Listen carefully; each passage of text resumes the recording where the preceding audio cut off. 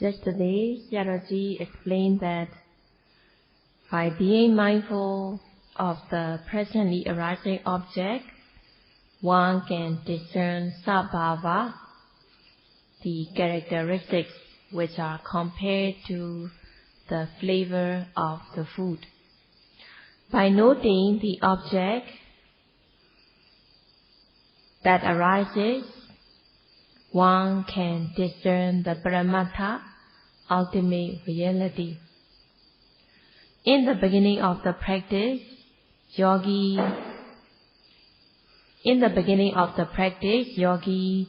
cannot discern Paramatha, the ultimate truth yet.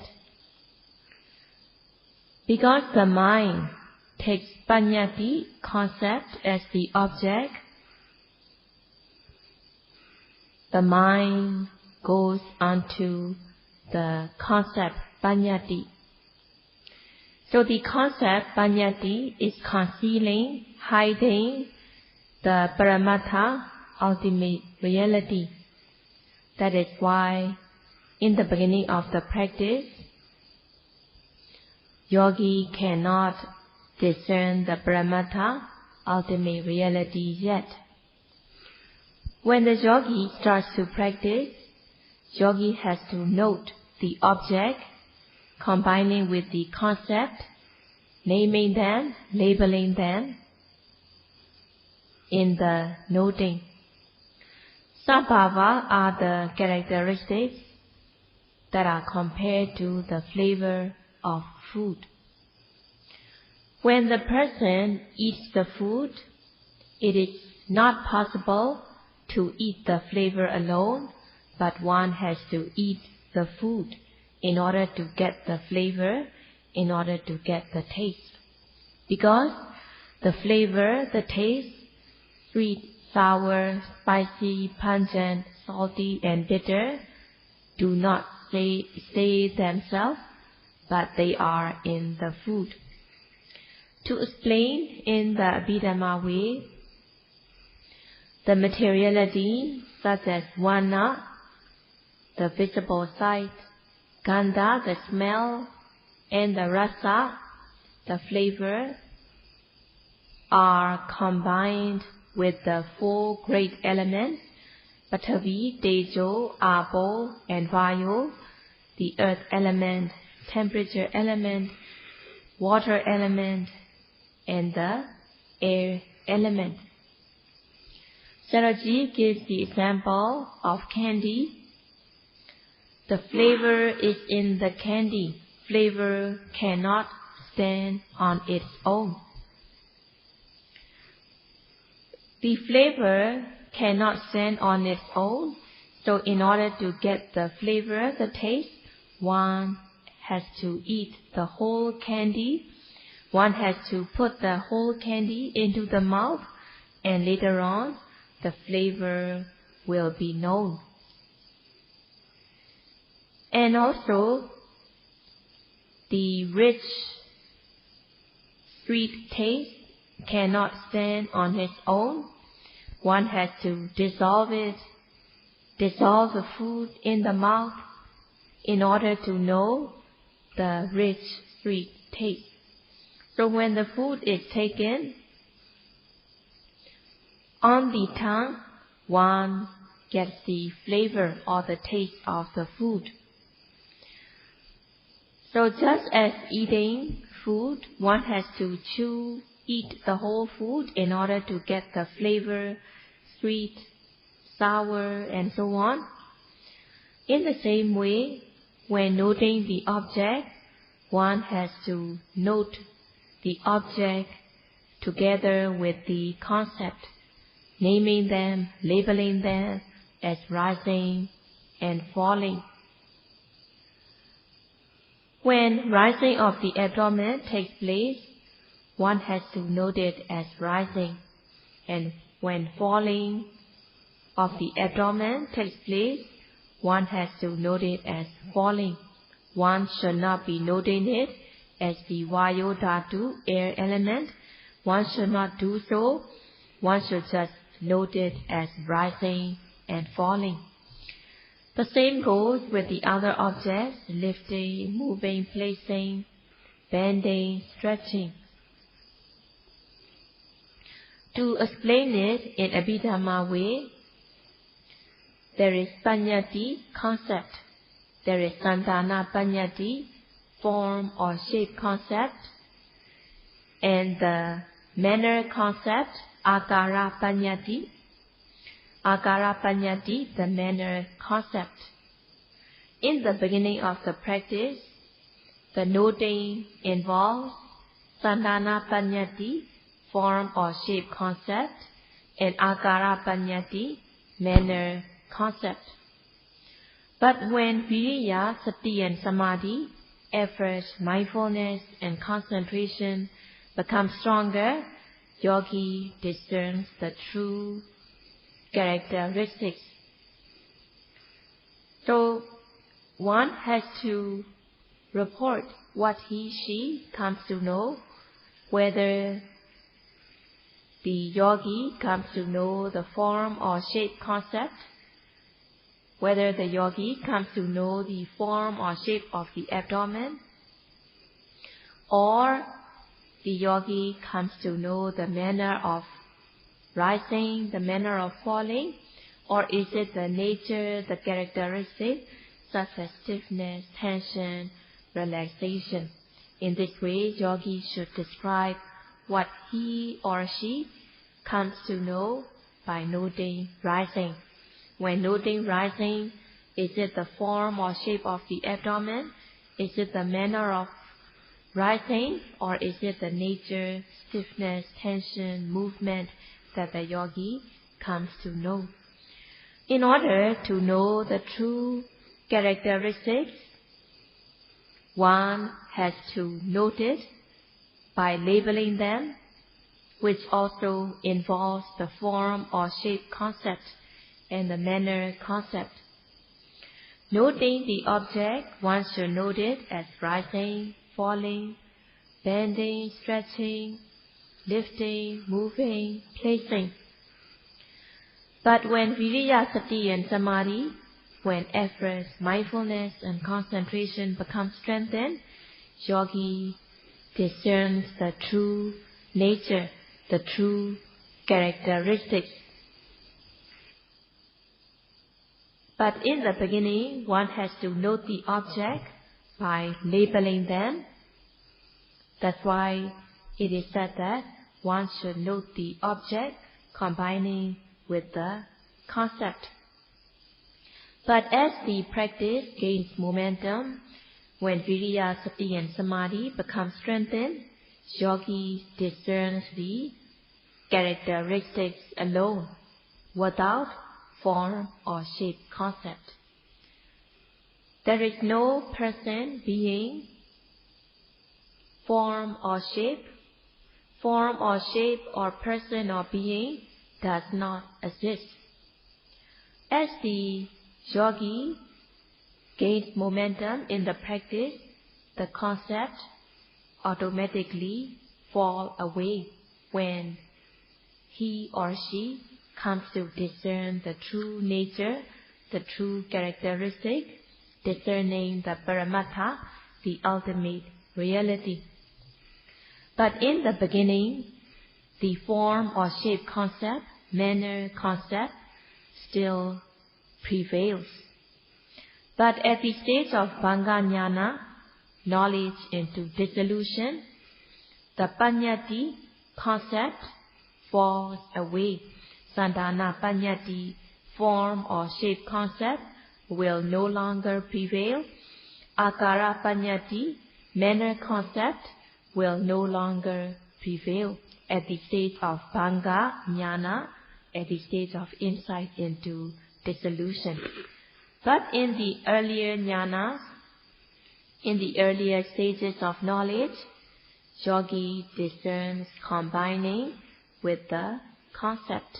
Only at the stage of Bhanga Jnana and onwards, the form, shape concept and the manner concept fall away, discerning the paramattha, ultimate reality.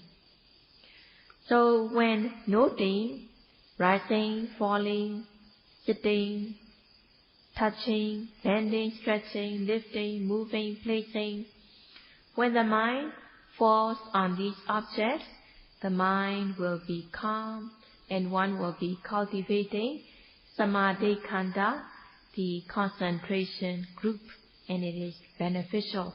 So yogis should understand that when the noting mind falls on the object, the mind will be calm and one will be cultivating samadhi khanda, the concentration group. Among the three things that the yogi will come to understand, the form or shape concept, the manner concept, and the nature. Sayadaw explains Vipassana Paṇḍitā, or in other words, Taccā Paṇḍitā, the name concept. Based on the thing, there is the name, the usage that arises based on the thing or the paramattha that really exists. As the name, the label, the usage of the thing is in accordance with the paramattha, it is called Vipassana Paṇḍitā, or in other words, Taccā Paṇḍitā, the name concept. For example, hardness is explained as hard, softness is called soft, fluidity is called fluid, congealing is called congealing, warmth, heat, cold, stiffness, tension, movement. So there is the usage explaining these characteristics which are paramattha. And these name concepts, they are called Taccā Paṇḍitā. In the beginning of the practice, one has to note the nama rupa by using the name concept. But later on, the labeling automatically falls away when the yogi gets to the stage of discerning fast arising and fast dissolution of the objects. When the yogi experiences fast arising and fast dissolution of the objects, the labeling automatically falls away. Sayadaw gives the example when a child starts to learn reading. At first, the child has to pronounce the alphabets, and later on the child has to learn spelling out words that are made of 2 alphabets, 3 alphabets, such as C, A, T, cat, and so on. So the child has to spell them out and pronouncing them in the learning of reading. And later on, the child has to read short sentences made up of 2 words, 3 words, gradually, and then to a longer sentence, and then a small paragraph. But when the child becomes skillful in reading, he or she no longer needs to spell out to read. The student comes to be able to read the whole sentence or the whole page without spelling out, just by mental scanning the page, and the person can read it faster. This example is compared to noting the object. In the beginning, it is necessary to note the object using Taccā Paṇḍitā, Vijamana Paññati, it is necessary to know the object with the name concept, naming them, labeling them as rising, falling, sitting, touching, lifting, moving, placing, and so on. So some of the yogi ask, is it necessary to know the object with the labeling? In the beginning, it is necessary to know the object with the labeling, but later on, the labeling will automatically fall away when the yogi becomes skillful in the practice, and especially when the yogi experiences fast arising, fast passing away of the objects. In the beginning of the practice, when noting rising, falling, and other objects, yogi comes to know combining with paññati concept. So there are three things: form or shape concept, the manner concept, and the sabhava, the nature, the characteristics. In the rising, there is the form or shape concept,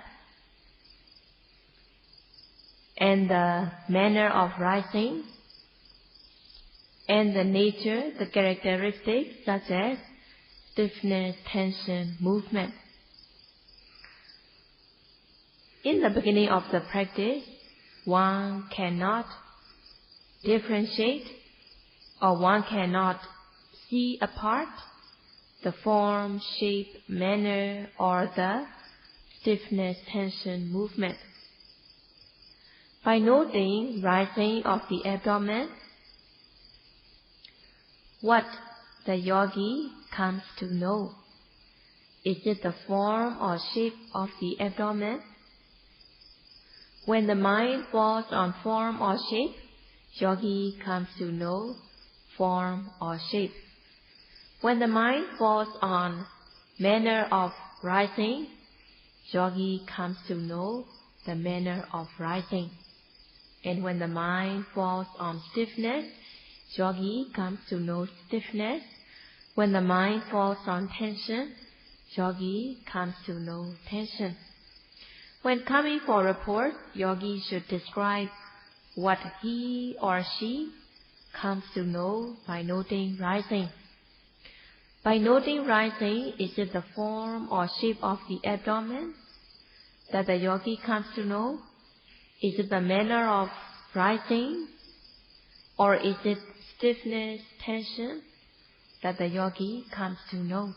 So in this way, one should describe what he or she comes to know by noting rising. And when reporting, it is important to report what he or she comes to know. One should not report something that one does not really see or know.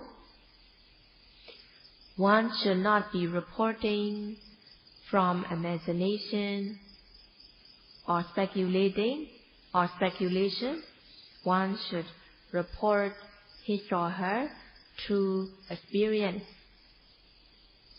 When Viriya, Sati and Samadhi, effort, mindfulness and concentration become strengthened, by noting the object with aim and effort, one comes to discern the nature such as stiffness, tension, movement, warmth, heat, cold.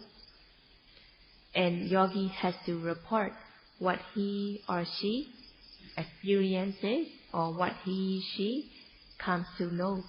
One should not be just reporting from the imagination or speculation.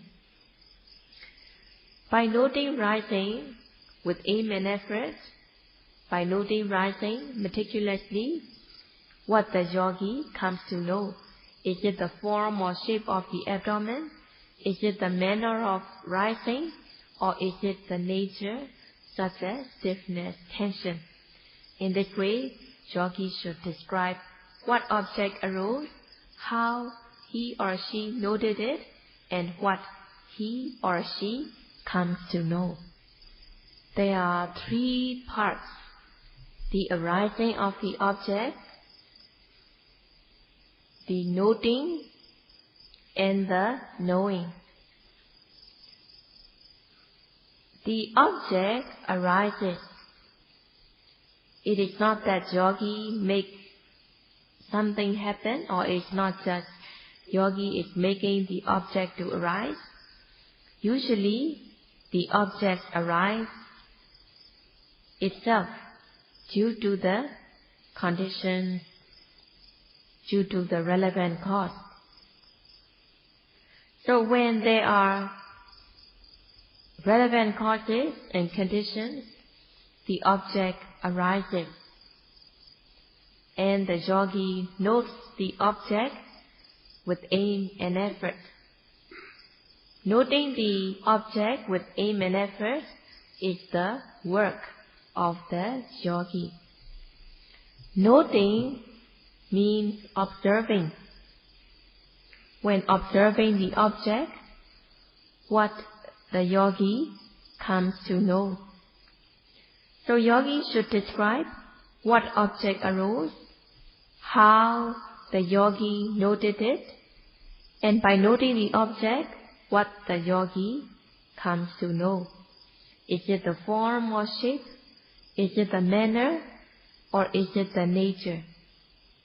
Yogi should describe in the report. There are three parts: the arising of the object, the noting, and the knowing. The object arises. It is not that yogi make something happen, or it's not just yogi is making the object to arise. Usually, the object arises itself due to the conditions, due to the relevant cause. So when there are relevant causes and conditions, the object arises, and the yogi notes the object with aim and effort. Noting the object with aim and effort is the work of the yogi. Noting means observing. When observing the object, what the yogi comes to know. So yogi should describe what object arose, how the yogi noted it, and by noting the object, what the yogi comes to know. Is it the form or shape? Is it the manner? Or is it the nature? Yogi should describe in the report. There are objects arising due to their relevant cause and conditions, and one should note these objects with aim and effort. Yogi should not make anything happen. Yogi should not deliberately create an object to be noted. So it is very important. Some of the yogis are creating an object to be noted. So it should not be done. There are objects that are arising due to their relevant cause and conditions. There are many objects to be noted. It is very important that the yogi should know they should not be creating any kind of object to be noted. In the sentence, Bhutan Bhutato Passati, Bhuta are the things that are arising due to their relevant cause, and Bhuta are the things that really exist. And the yogi has the duty to note the object, the Bhuta, efficiently, effectively. It is the duty of the yogi. When doing sitting meditation, yogi notes objects, the rising and falling, as well as the other objects that becomes obvious. One has to note the object with aim and effort, with sustained mindfulness. When noting in walking meditation, one has to focus one's mind on the foot. When noting rising and falling is more obvious at the abdomen, so one has to focus one's mind on the abdomen. When noting lifting, moving, placing in the walking meditation, lifting, moving, placing is more obvious on the foot, and thus one should keep one's focus on the foot when noting lifting, moving, and placing. When lifting the foot, yogi should be mindful from the very start of lifting the foot all the way through until lifting finishes. The mind may fall on the form or shape of the foot or the manner of lifting, but yogi should concentrate, keeping the focus on the foot, noting lifting, in order to know the nature, the characteristics involved in the lifting, such as pulling, lightness, or the lifting. One should be mindful in order to know the nature, the characteristics, and when noting moving, one should be mindful from the very start of moving the foot all the way through until moving finishes. The noting mind should follow the whole step, the entire step of moving. When noting placing of the foot, one should be mindful from the very start of releasing the foot all the way through until the foot touches and presses on the ground. So this whole step of placing should be noted. In this way, the mindfulness should cover the whole step of lifting, moving, and placing. When doing walking meditation for 1 hour, one should break it into 3 parts.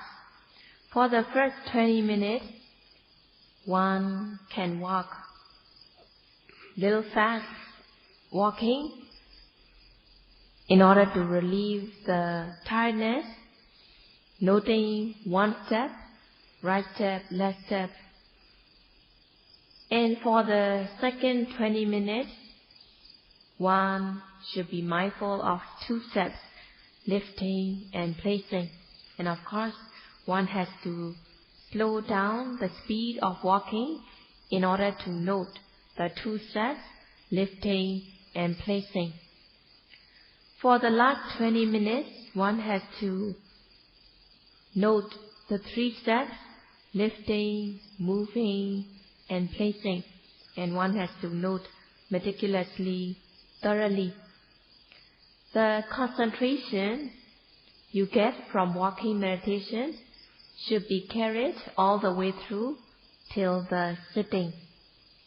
When standing, one should note as standing, standing, wanting to sit, sitting. And when sitting also, it should be done slowly, mindfully. Yogis should not be noting in a flippant way, but yogis should note everything meticulously, thoroughly, so that when the concentration that the yogi gets from walking meditation, when the concentration the yogi gets from walking meditation is carried till the sitting, then one will be able to cultivate samadhi concentration more easily when the concentration is continuous. Saraji explained the walking meditation is very beneficial when the yogi practices the walking meditation properly. There are 5 benefits of walking meditation. The first one is that when the person has the habit of walking meditation, it also helps that yogi can travel long journey on foot. This is the first benefit. The second is padānekama. One can do the kind of work that involves effort more easily, more firmly, more efficiently. In the walking meditation, there involves multiple effort. When doing walking, there involves ordinary effort in order to make the step, and it also involves the effort in order to note the object. So in this case, there are double effort involved in the walking. When lifting the foot, it involves ordinary effort to lift the foot.